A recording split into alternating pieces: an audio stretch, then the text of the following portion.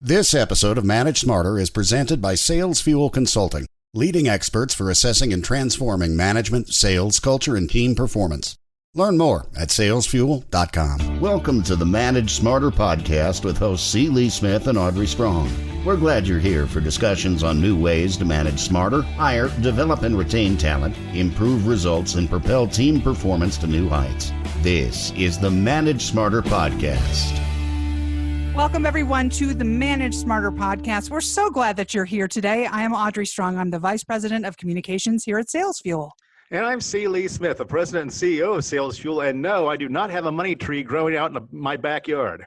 No, that's why you need a money map, and Michael Houlihan is the man who's going to explain what that means. Michael, thanks for joining us today. It's a pleasure.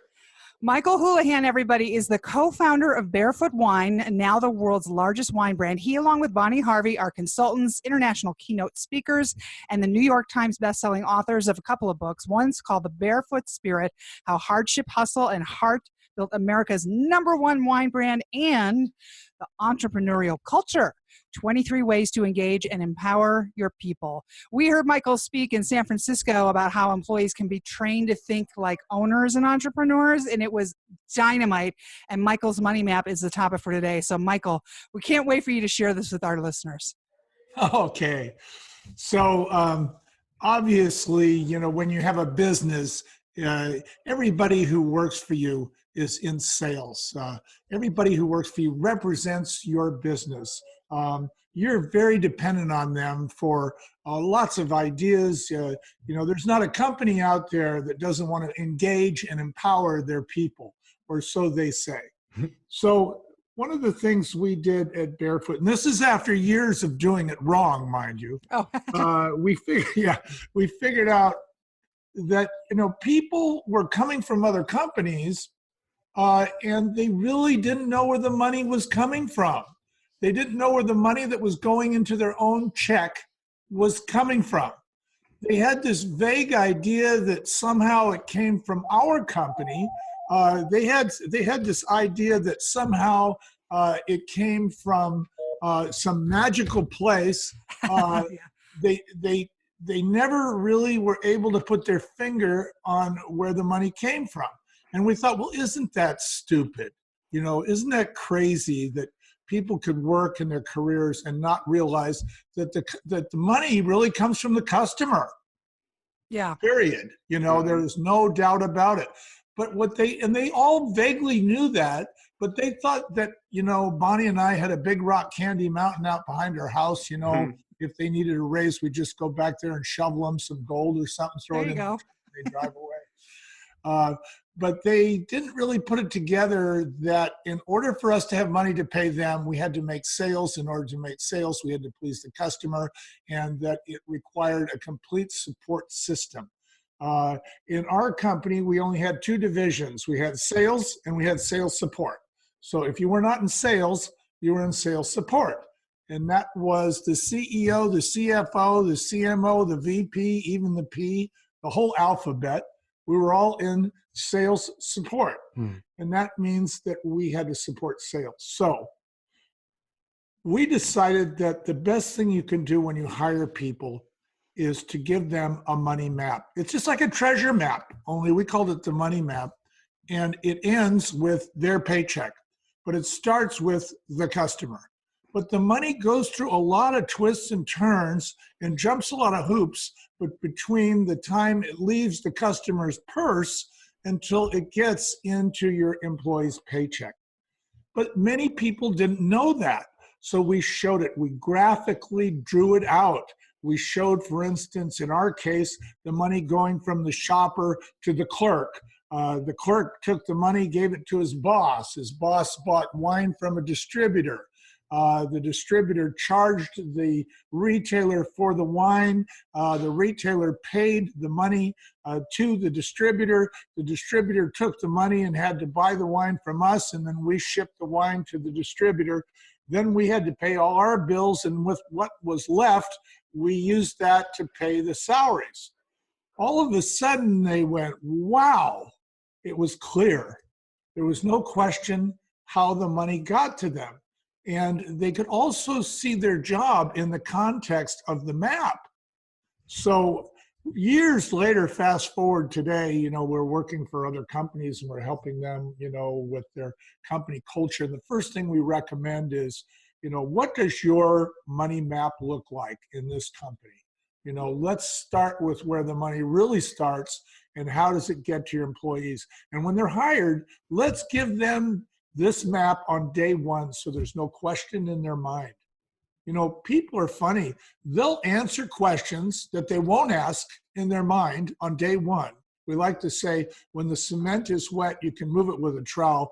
When it gets hard, you need a jackhammer. So if you were like, wait 2 or 3 weeks before you explain where the money came from, or if you thought, well, that's so dumb, I don't have to explain it to anybody, it's obvious. Well, guess what? You're going to need a jackhammer. I don't want to insult them by bringing this topic up now after they've been through 3 weeks of training already, right? Yeah, that's it. But you know, it's like, what's the first thing you tell them? I think the first thing you say is, in our case, here's a customer in a supermarket. Here's what she's looking for. Here's our product, and here's how it got there. And here's how the money goes and changes hands. And you know, then when somebody starts talking to the employee about a distributor or about a report or about a depletion or something that has to do with that money chain, they immediately go back to the map and they go, oh, that's right. That's how I make my paycheck. So if the wholesaler's not happy, or if there's a logistics problem, or the retailer is giving shelf space then to a competing wine or something like that, that all disrupts the chain of the money that comes from the customer into my pocket. Exactly. You know, I like to tell the story of the guy that came into my office one day and he said, and this was before we had the money map. He said, you know, he said, my wife is pregnant. I need a raise. And I said, wait a minute. I said, are you accusing me of something here? But that was about as far, you know, off base as it could possibly be to ask your boss for a raise with no reference to an increase in sales or production or a reduction in cost. Well, right. And is there a ratio, a best practice for managers that are listening, that people don't understand if they've never been in business for themselves or have an ownership lens that they can learn through what you're teaching? That if you say, I want a $10,000 raise, how much does the business really have to generate to provide that money? Is it, you know, a 2-to-1 ratio, 3-to-1? They don't understand. They think 10 grand is 10 grand is 10 grand, and it's not. Well, you know, most businesses, they like to brag, but most businesses run on about a 10% profit margin, if they're lucky. I mean, some 20%, but you're not going to see very many businesses out there running on 100% profit margin. Now, that's just profits, okay? So if it's 10% profit, then it's 90% cost. And so you have to take a look at it that way. And you start to think, if the costs don't expand, well, then the raise is coming out of profits. Yes. So now you're making less. So you have to expand your costs. I mean, you have to expand your overall gains, your gross income, in order to be able to afford profits. But you know, if costs are 90% of your gross, you really got to increase your gross before you can increase that 90%. So you mentioned the 2-division company, which is something I've always found very fascinating, because I mean, our company is Sales Fuel, so we work with a lot of sales departments across North America, and I'm fascinated by that. Tell me, what departments do you put into sales, and what departments do you put into sales support? Well, that's a good one. I put sales and customer service into sales. And the reason is because they're the only 2 departments that talk to your customer every day. They know what's wrong with your product. They know what the complaints are like. They know what the competition is like. They know what the market is like, and they know what the dynamics of the market are. Now, everybody else works in sales support, especially marketing and production. Now, a lot of companies are going to throw a red flag on the play and say, well, we can't have a two-division company. You know, we've got divisions of labor. We've got specialization. That may be true, but you can at least have some direct lines of communication between sales and customer service on the one hand, and between marketing and production and administration on the other. Some people will actually, the marketing folks that are out there will actually cry foul on that one too, saying, wait a minute, we affect sales. It's like, you know, and some marketers even think that sales is a product of marketing. I think they got it backwards personally, but like, what would you say to that? Well, it's interesting. When sales are up, marketing always takes a big, deep bow, you know. And then when sales are down, they point their finger at those guys out in the field, right? So, you know, what we're really, the difference between marketing and sales to me is marketing is the game plan. It's the way that you approach the market. You know, it's all the marketing materials. It's everything that you're telling the general public about your product. Now, the salespeople, they're generally outside. They're not inside. They're generally outside. And they're beating the bricks, and they're going into the stores, and they're going into the buyers' offices, and they're getting their butts kicked in the real world. Mm-hmm. So for them, you know, they're kind of like the guys who are really pulling the whole horse show, you know, right there. You know, it's you take a look at sales, and you take a look at customer service, and you ask yourself, what's the best way to keep my products relevant? Well, it's not going to be a focus group from the marketing department. You're going to ask the salespeople and the customer service people what the customers think about their products today. What is the competition doing? All those kinds of things. Yes, you can do focus groups and study groups and all that other stuff. That's wonderful. But these guys have got, you know, dirt under their fingernails. They're dealing with the grist of the marketplace. Who better could tell you what's wrong with your products? In real time. Yeah. As a fellow entrepreneur myself, I wanted to ask you this question. What one thing did you have to stop doing before Barefoot Wines really took off and made it big?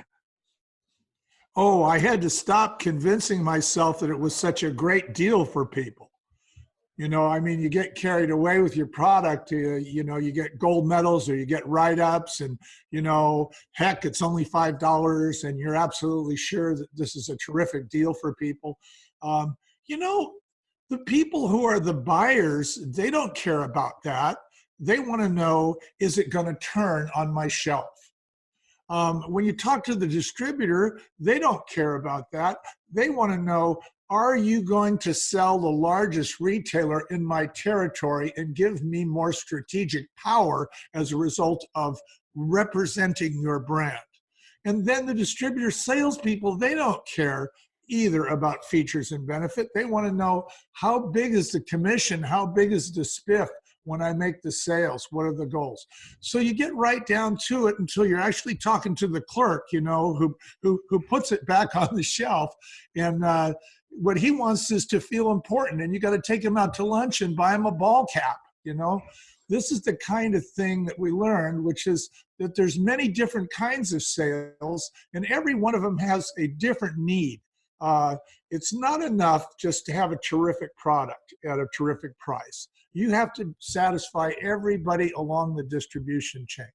And that's the one thing I had to stop doing, was selling features and benefits. And every single one of those people, though, came at it from, what's in it for me? When that bottle right there, that case of bottles right there, what's in it for me? If I take this on, what's it going to do for me? Even the customer is like, okay, is it going to pair well with fish? Is it going to make my wife happy? You know, it's like, so, you know.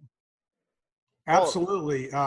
It is a real science for us to just understand that this is the problem, I think, with a lot of companies, is they focus on their end user, and well, they should, but they should also focus on all the people between them and their end user.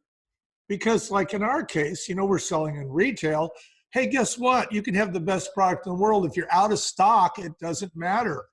She's going to say you're undependable. She's going to look for a brand she can depend on. And, it might not be your fault. It might even be the store fault. It might be the distributor's fault. It might be the trucker's fault. Who knows? But the bottom line is your people have to police it. They have to be constantly vigilant. You have to be aware of what everybody wants to keep that chain moving. Speaking of people, I know Lee wanted to ask you about hiring for hustle specifically. Do you explain what you mean by that and what your advice is to our audience? Well, hustle is the ability to get things done in a rapid fashion. It's not sloughing your feet along, right? It's not looking at your toes. It's not getting around to it. It's having a sense of urgency. So what we like to do is look for people who have a sense of urgency, people that can think on their feet, people that can move. They understand how to prioritize. If you give them 5 or 6 things, they can put them in priority. They know what the most important thing is to do first, second, third, and fourth. Unfortunately, because of technology, you've got a screen on your computer. It has everything on the screen, all in icons. One of the things is called settings. Imagine how important that is compared to the one called pictures. See, so the ability to pick out settings would be something you'd be looking for. So one of the things that we do here, I mean, we give our candidates homework to do. We give them an assignment, we give them a deadline date, and then we make sure that it's on time. We review the work, that sort of thing. We take people out to lunch and we see how they treat the waiter and how, what type of table skills do they have, and that sort of thing. And mostly, are they going to be polite, nice people? Can they carry on a conversation? That sort of. You've got some other ones in your book, the entrepreneurial culture, that I really like. Starting with the one, look in their trunk. I love this one. Oh yeah, well, one of the things that we used to do was we would invite people over for an interview, and we would always, whether they pass the interview or not, we'd say, thanks for coming over. We want to give you a bottle of wine. We want to put it in your trunk. It doesn't want to be, in the passenger compartment. And that would give us an opportunity to look in their trunk. And oh my God, if they had a bunch of papers with tools on top of it, we would realize that this person had a long way to go before they could actually work for us. It was always a great way to tell how organized a person was. Another thing that we'd do is we'd invite them over to our house. They'd spend the night. They'd go to the office the next day for a series of interviews. But we would check them out after they left the house in the morning. We'd check out the room. We'd see how they left it. We'd check out the bathroom, see how the silverware's still there. Yes. You know what I mean? It's like these people are representing you and your business. If they're not disciplined, if they're not tidy, they aren't going to be for your customer. So my attitude is let's not give the customer another reason to say no. What I find fascinating about that is that salespeople are notorious, though, for having messy cars. So yeah, not ours. Not ours. Not ours. Because they're in them so much? Is that the theory? I guess so. I mean, because it's like, I'm driving, I'm getting from point A to point B. I got to see that customer, or whatever. And then they're eating fast food in the car, and there's wrappers, and it's just disgusting. Yeah, I have ridden in many of those cars. I know the feeling.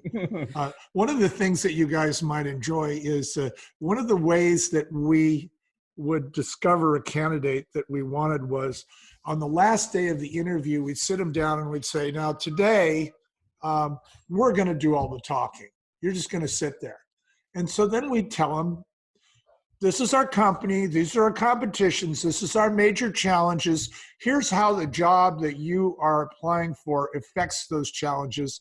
Here's what you can do. Here's what you don't do. And then we'd say, all right, you got that? And they'd say yes. And then we'd say, okay, here's what we'd like you to do. Tomorrow afternoon by 5 p.m., we would like you to submit a one-page document that indicates what I just told you and how you fit in.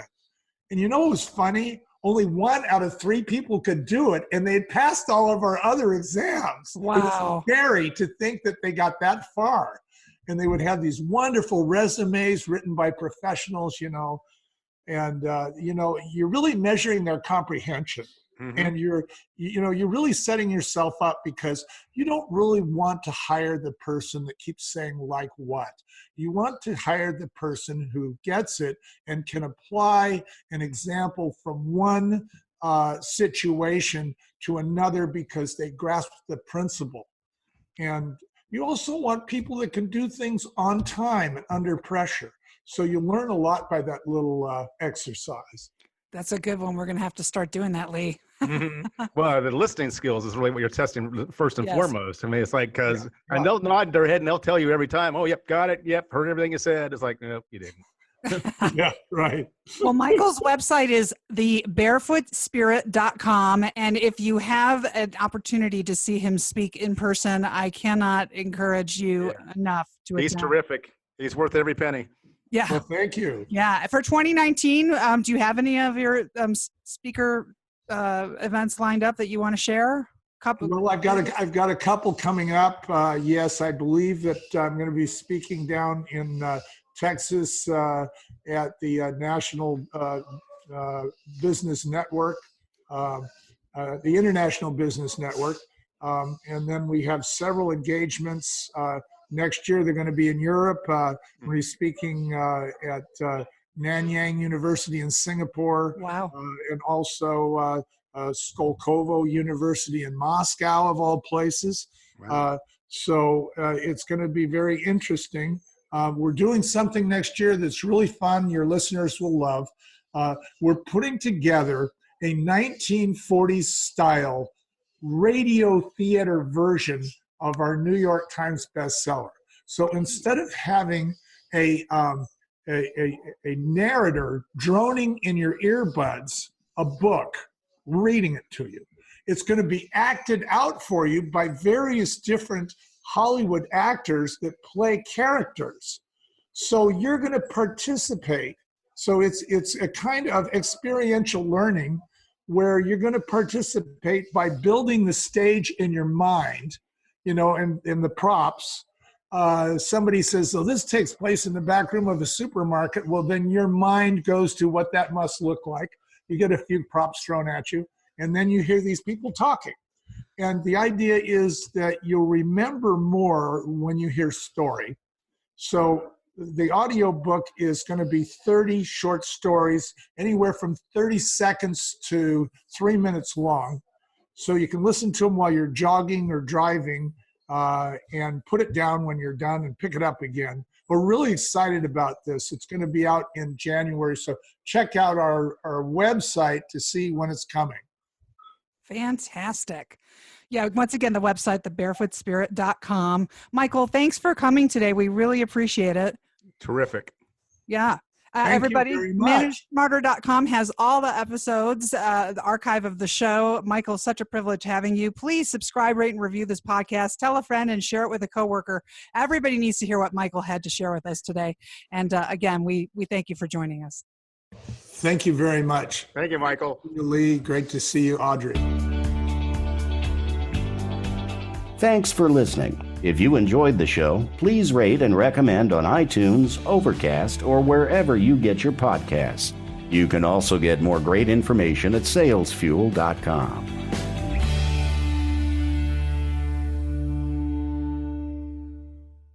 This podcast is a part of the C-Suite Radio Network.